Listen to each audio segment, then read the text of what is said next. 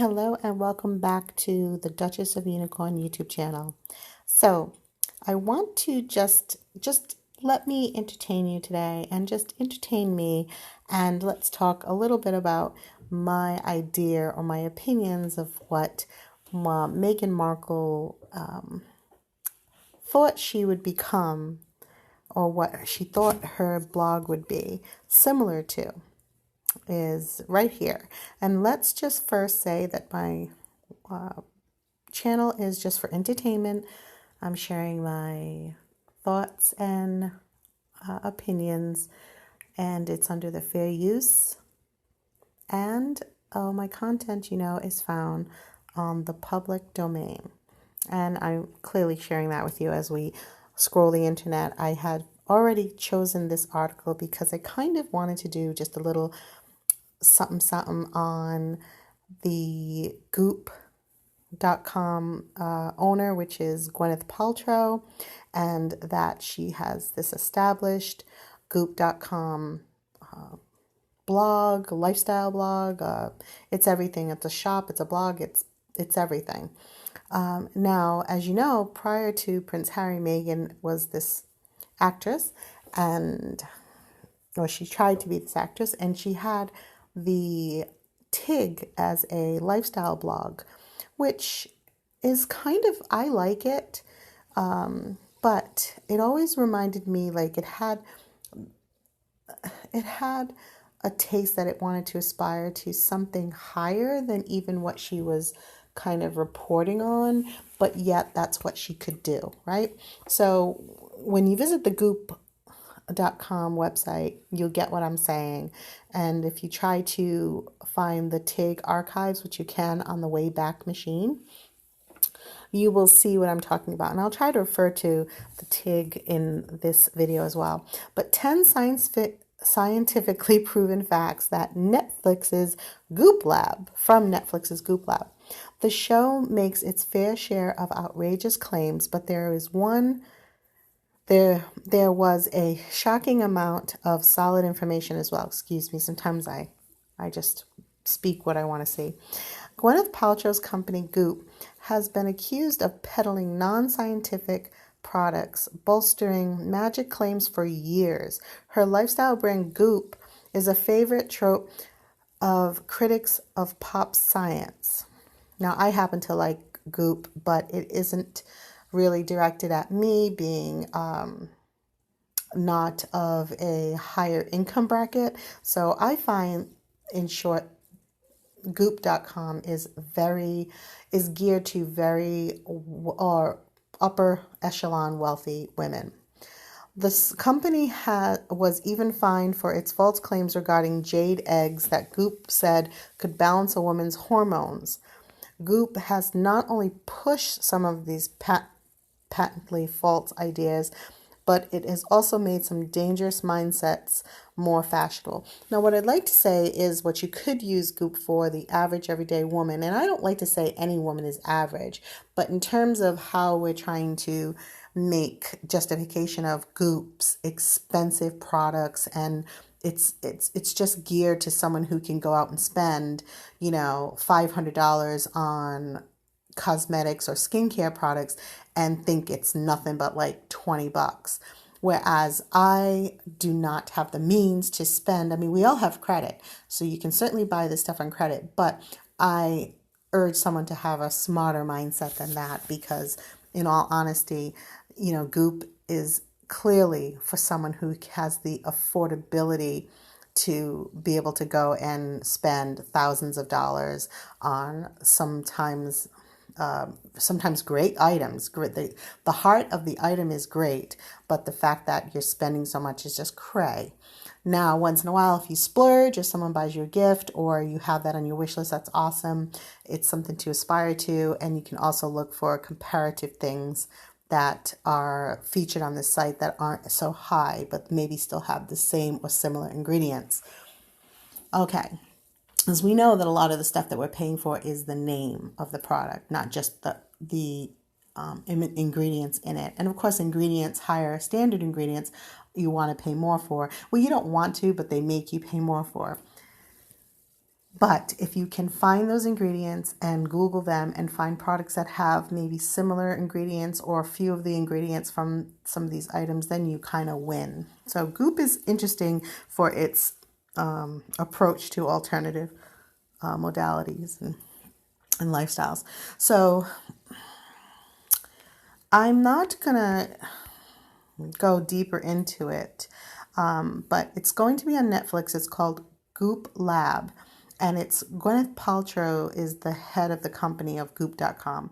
And again, it's a lifestyle blog, shopping site. It's got everything now. And she has some high, items, high expensive skincare items, some different modalities. And let's see. So I'm just going to see if there's anything. Yeah, so in this article, it goes through some of the 10 items or topics that were scientifically backed or has some gut to it. And I won't go into them, but it's definitely something that you can go to goop.com and look. But there's a Netflix show called The Goop Lab, and that's where you can kind of see the stuff in action. Now, I brought this up because, again, this is the Duchess of Unicorn YouTube channel, but I wanted to see, let's see, if we can go to Bustle.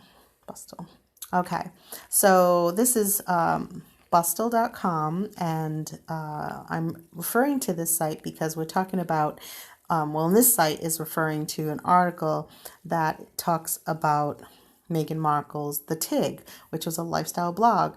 And that lifestyle blog kind of, I had visited it early on, and then I guess she stopped writing for it and thanked everybody and made a quick exit. Like everything that she seems to do is just throw everything up and run for the beeline.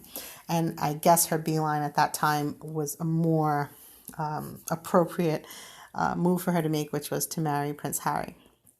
Now, you can find the TIG in the archiving website. It's called the Wayback Machine.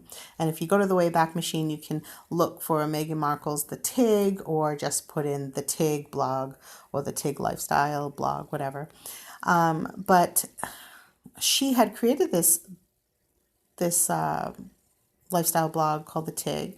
And from what I gather when I visited the archives, and you can find a little bit on some of that stuff, but you can do like the marklemaven.com or Megan's Mirror. Sometimes they have the TIG, references to the TIG. So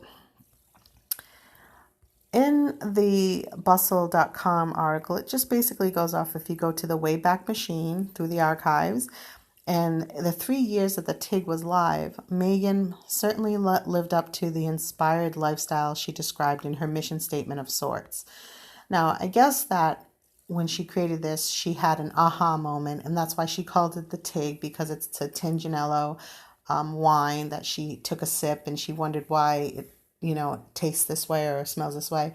And it's an aha moment. So that's when she created the TIG, because the TIG was an aha moment for her. And she wanted it to be, I think, a aha moment for other people.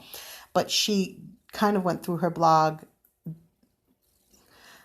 just kind of demonstrating her aha moments in life. So it was a lot of food, it was cooking, it was visiting places, it was talking with chefs, it was recipes, and it was merching stuff. And I find that I like the TIG, and I think I've said that in my past videos. I liked the TIG. What I saw of the TIG, I liked, and I wasn't a member of it. I didn't subscribe to it or anything, but I think if I had known that it was in existence early on, I would have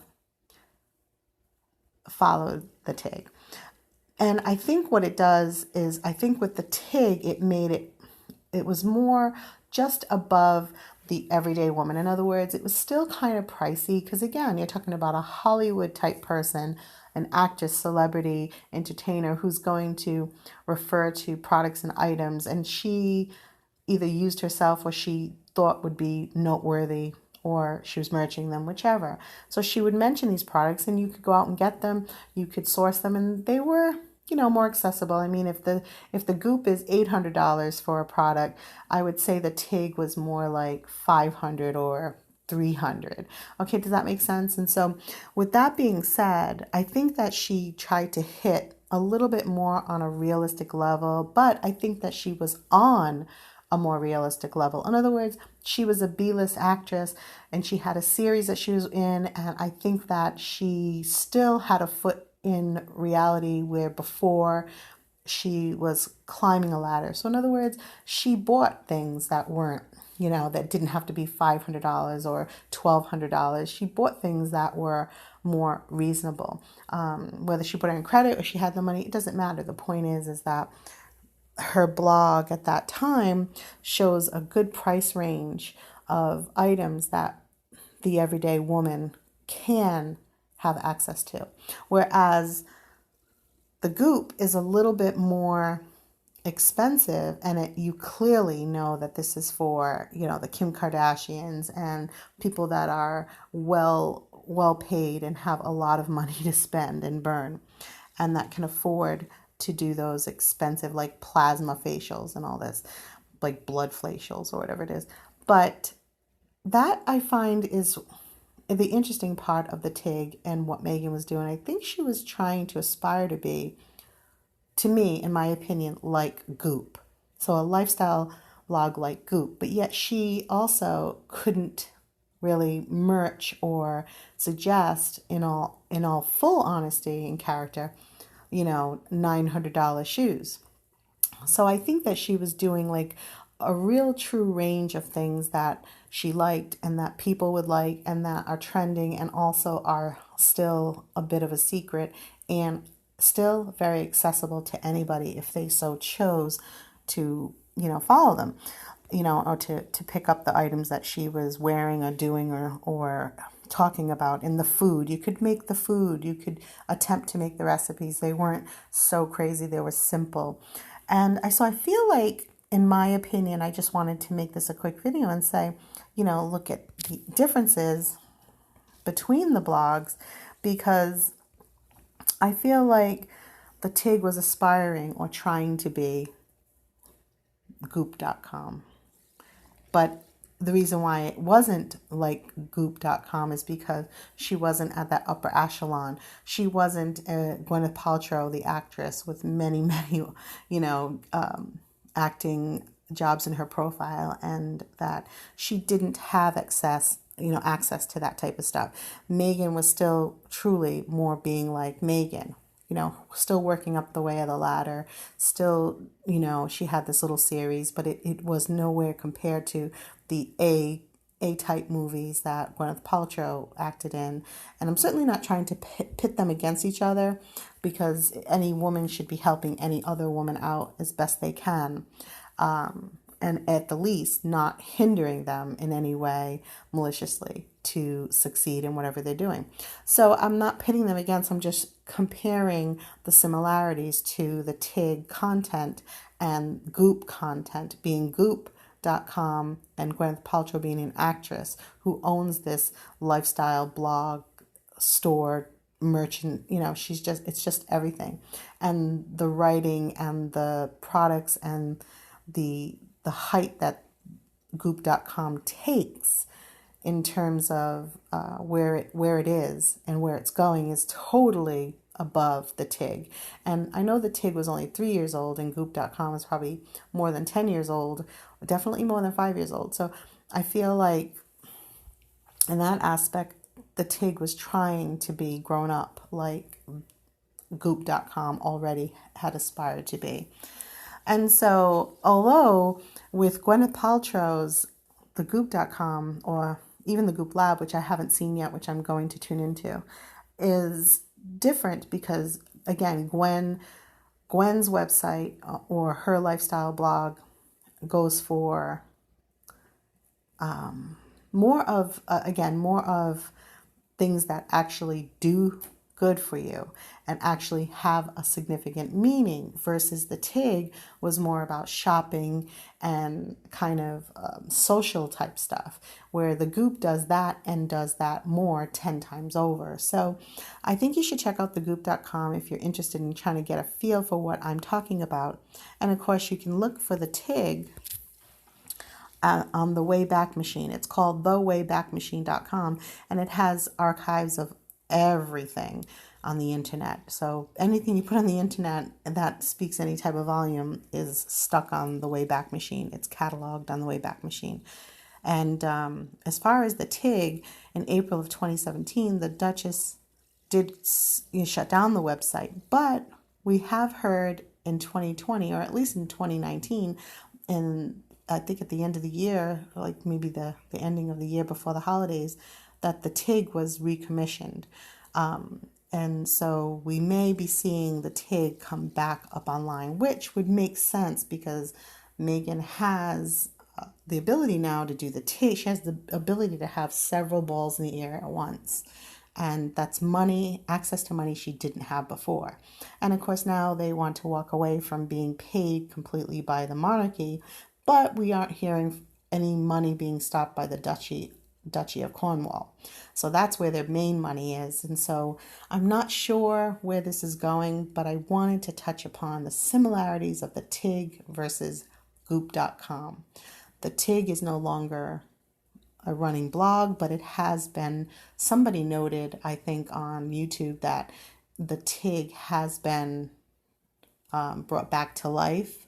I don't know if it's been copywritten or what have you, but we wouldn't be surprised if we saw Meghan back to writing on the TIG and her putting herself as an editor and now having the access and money to have many writers and people working for her. And maybe she'll steamroll that up to try to be more like Goop, or maybe something totally different. I don't know. But I find that the TIG was trying to, it was the little choo-choo that was trying to be like Goop.com is, which is solid and very interesting alternative scientific stuff and wellness stuff. And I see that the TIG was more, at the time, was more sociable and more trendy and was looking to be pretty girl, versus Goop wants to be a successful, beautiful woman and well-versed woman. So we'll see if the TIG comes back. But if the TIG comes back, remember that you heard me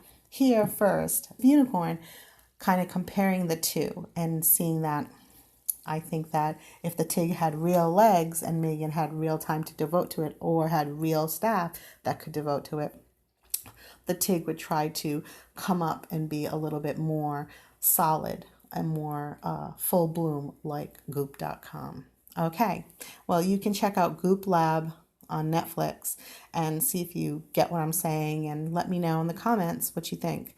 Do you know about the TIG? And does the TIG kind of remind you like it was trying to be a Martha Stewart / the Goop.com lifestyle blog thing? I feel it did. But we'll never know unless we see the TIG come back to life, which I'm thinking you never know. All right. Peace out. Have a good one, and I will see you in the next video. Bye.